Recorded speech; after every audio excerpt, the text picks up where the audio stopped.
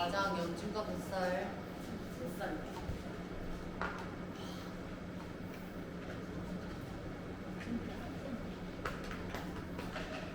뱃살은 만성염증 그 자체. 뱃살은 질병의 성행이다. 뱃살, 즉 복부 비만은 복부 안쪽에 내장기관 주변에 내장 지방이 쌓이는 거. 내장 지방이 범인이에요.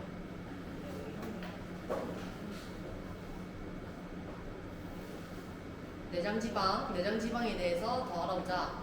내장 지방을 먹고 다 쓰지 못한 내장 지방은 먹고 다 쓰지 못한 잉여 칼로리를 저장하는 창고로 생각했는데 이게 빙산의 일부가 녹듯이 내장 지방도 시시때때로 녹아가지고 간 문맥, 장과 간 사이에 위치한 혈관을 타고 혈액 속으로 자유롭게 돌아다닌다고 해요.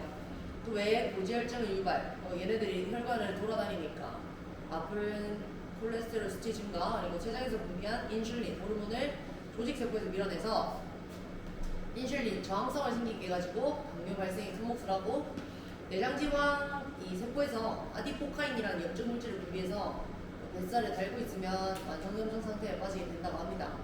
뱃살은 만성염증이다 라고 이제 극단적으로 표현을 하기도 하더라고요.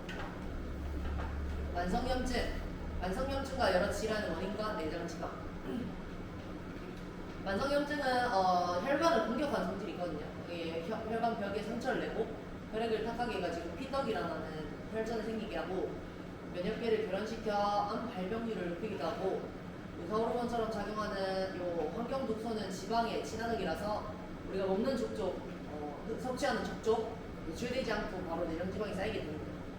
뱃살은 호르몬 교란을 초래하여 생식 기능을 떨어뜨리고 자궁에 혹이 생기게 해서 자궁 등종 같은 질환의 원인이 되기도 한다고 합니다.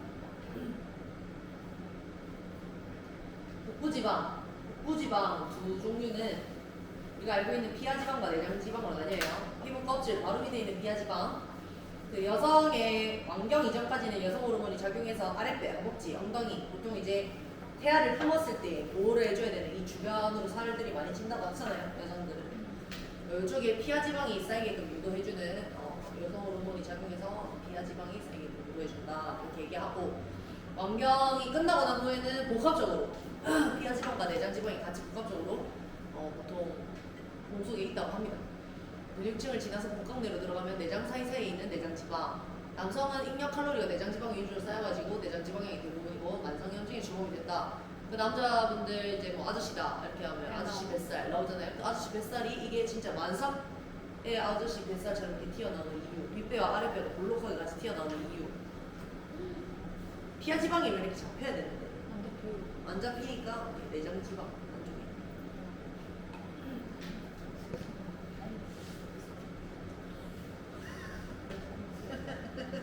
복부지방과 핀치 테스트에 대해서 알아보는데, 복부지방은 복부 CT를 찍는 게 가장 확실한데 그냥 간단하게 확인할 수 있는 게 핀치 테스트라고 하고요. 엄지 검지 혹은 그림을 보이는 집게로 뱃살을 꼬집어 본다. 심지어 저 옛날에 이거를 아마존에서 한번 사가지고 한번 해보겠는데 이게 진짜 이렇게 생겼어요. 이게 우리가 이렇게 찝으면 여기 딱 이 센치가 이렇게 딱 재지게끔 그렇게 생겨. 이게 갤리퍼인가? 네.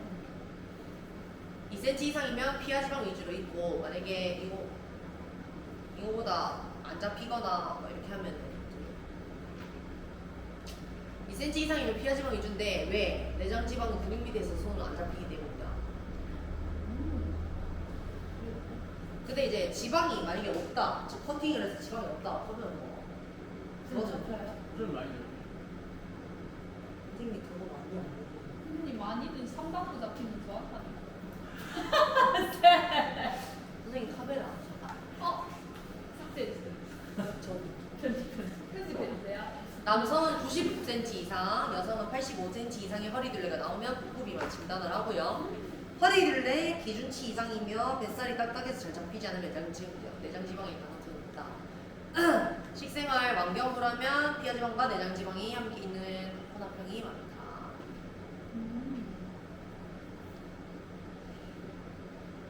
우리가 생각하는 건강한 다이어트. 오이 없는 다이어트. 그러니까 본인이 생각하는 건강한 다이어트는 뭐가 있어요, 기아쌤? 물 많이 마시. 어떤 어떤 류의 다이어트? 그냥 물 많이 마시는 다이어트가 건강한 거. 굶어서 안 돼. 굶어서 안 돼. 지혜쌤 충동. 정답은 뭐는? 나는 다양한 식품군을 먹는 거. 그러니까 단백질 먹는다고 닭가슴살만 먹는 게 아니라 다양한 식품군을 섭취해. 삼시세끼 가까이 즐겨.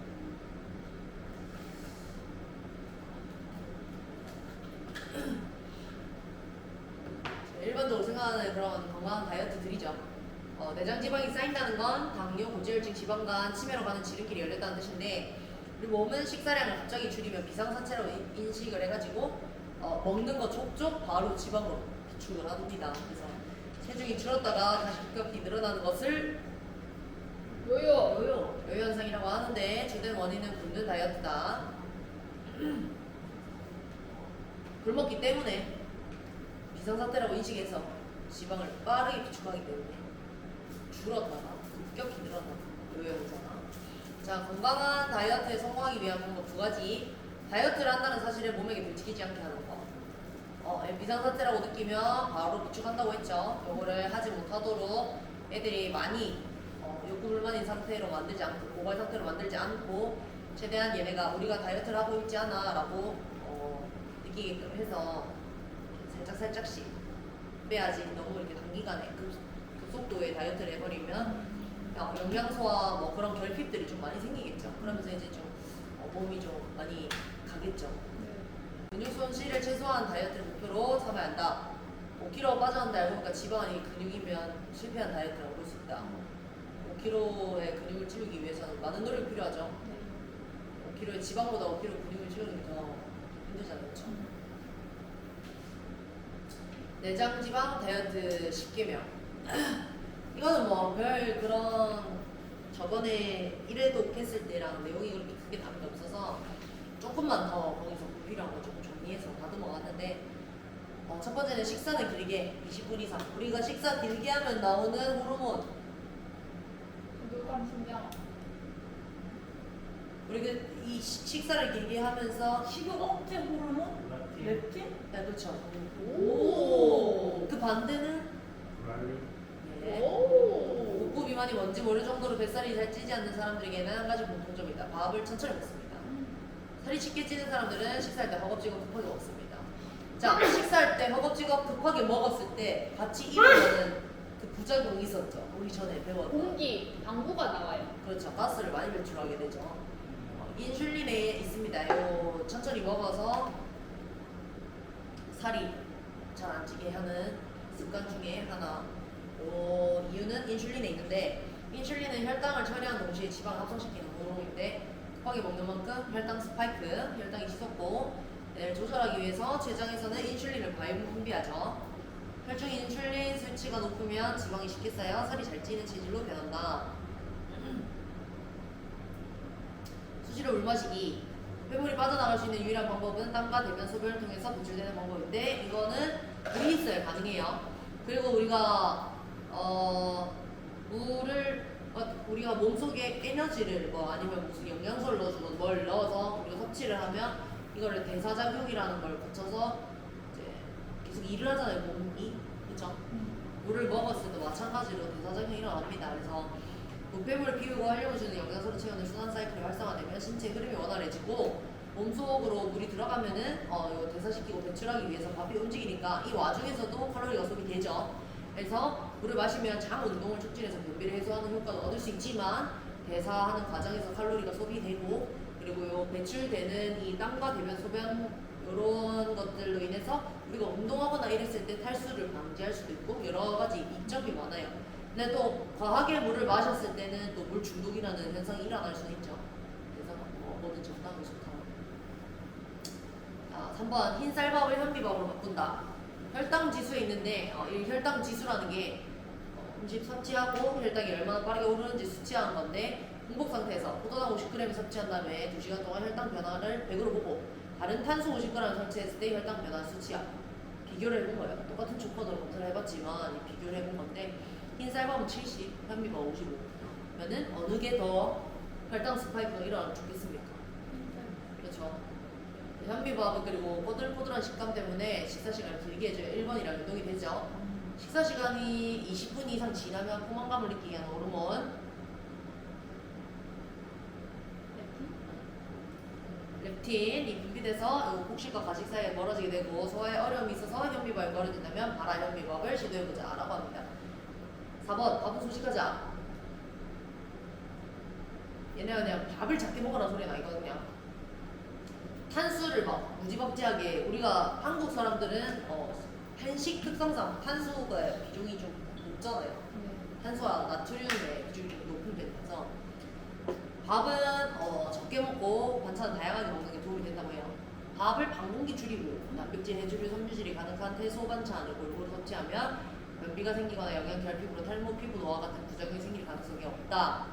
반찬 통화에서 미네랄, 비타민 이런 것들을 섭취해서 대사 과정을 촉진시켜서 내장 지방 빠지고 피부가 좋아지는 효과까지 얻을 수 있고 그 대신에 아까 말했다시피 저희는 식습관이 좀 짜게 먹는 그런 식습관이 형성이 되어 있기 때문에 간을 싱겁게 해야 한다. 짜게 먹었을 때는 이게 우리 몸 안에서도 삼투압 현상이라고 얘네들을 좀 맞추기 위해서 물을 많이 마시게 되고 그걸 걔네들이 좀 염분 밸런스를 맞추기 위해서 이거 물을 계속 머금고 있겠죠. 그래서 우리가 부종이 생기고 혈압이 높아지는 부작용이 발생한다고 합니다. 5번째, 단백질 충분히 섭취하기. 탄수화물 주위주로 먹는 사람은 자주 배가 고프고 든든함을 유지하고 근손실을 방지하려면 충분한 단백질 섭취가 필요하다. 적정 단백질 섭취량은 체중 1g당 1kg당 1g을 생각하면 되고 저녁 혹은 주말에 몰아서 섭취하는 것보다 매번 꾸준하게 일정한 양의 단백질을 섭취해주는 게 좋다. 아까 김희쌤이 얘기한 것처럼 무지막지하게 다이어트 이렇게 하면 단백질 먹어야 되니까 닭가슴살 이게 아니라 생선도 먹어주고 콩도 먹어주고 두부 뭐 이렇게 다양하게 먹어서 얘네들이 다양한 형태로 우리 몸에 흡수가 될 수 있게끔 해주는 게 좋아요. 6번째, 저녁 식사 가볍게 하기. 보통 알잖아요. 저녁에 많이 먹고 나면 그 다음 아침에 딩딩 불어서 있는 것도 알고 내장 지방 다이어트는 아침, 점심, 저녁에 식사량 비중이 중요한데 보통 아침, 점심을 좀 든든하게 먹고 저녁에 좀 소식해라 이런 말들이 좀 많았잖아요.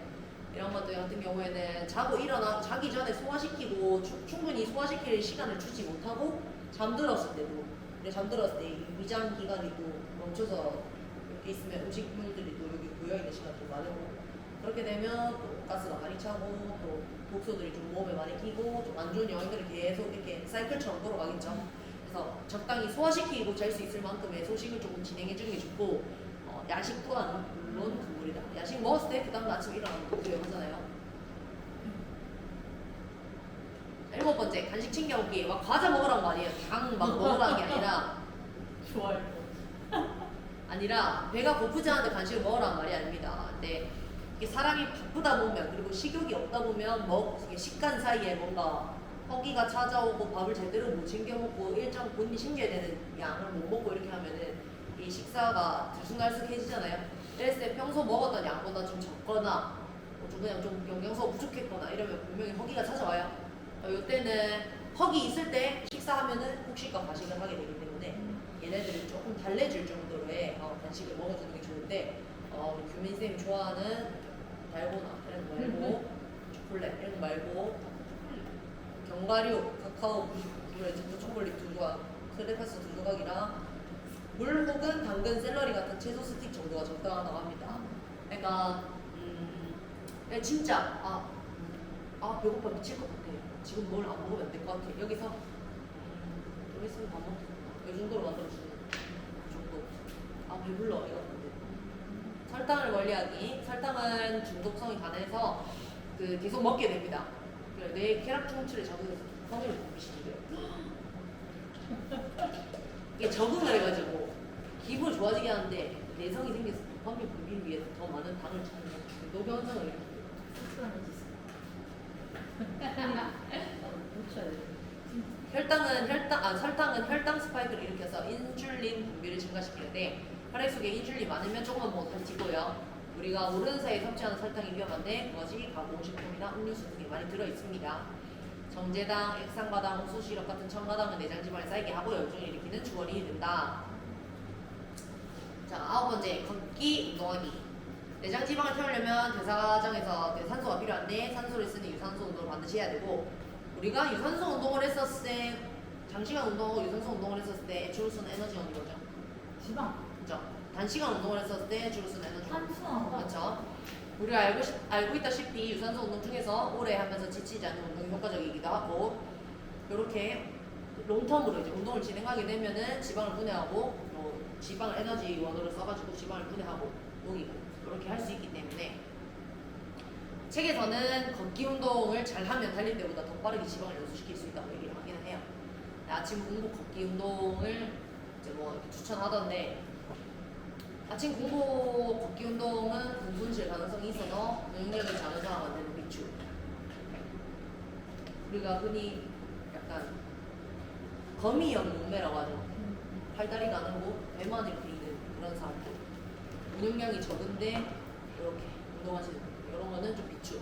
근데 비만이고 운동량이 뭐 어느 정도 적당히 있고 체지방도 있는 사람이면 45분에서 1시간 정도 그래도 꾸준히 운동하는 거를 추천한다라고 하고 마지막으로 10번째는 얘네들을 다 습관화하는 거. 하나씩 하다 보면은 아침에 일어날 때 컨디션이 좋아지고 몸이 가볍고 피부가 맑아지는 등 좋은 변화들이 찾아올 거고 내장 지방을 빼고 만성 염증으로부터 하루 빨리 벗어나는 것도 좋은데 점점 뭔가 하나씩 습관화하면서 몸이 바뀌어가는 그런 몸과 마음이 건강하게 변화해가는 과정도 충분히 즐겼으면 좋겠다라고 책에서는 얘기합니다. 이렇게 해서 오늘 마지막